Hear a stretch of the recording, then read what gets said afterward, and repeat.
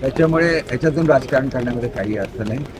आम्हाला नेहमीच असं वाटतं की छत्रपती शिवाजी महाराजांचा सन्मान हा संपूर्ण महाराष्ट्राचा आणि देशाचा सन्मान आहे आणि त्या सन्मानाला योग्य असा भव्य पुतळा या ठिकाणी उभारणे ही कदाचित डेस्टिनी असेल. जेव्हा छत्रपती शिवाजी महाराजांच्या इच्छेशिवाय काही होत नाही.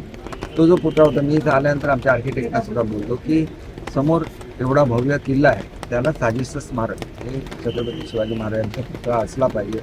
तो किती 100 फुटाचा असावा, 150 फुटाचा असावा की त्याच्यापेक्षा कमी असावा, हे टेक्निकल तिथं असले उपलब्ध असलेली जागा.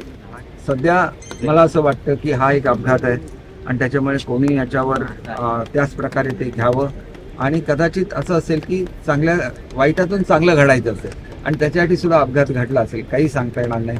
अपघात कसा घडला याची चौकशी शासन करेल आणि त्याप्रमाणे पुढची कारवाई सुद्धा करेल. पण कारवाई केल्यामुळे भावना किंवा जखमा भरून येत नाही.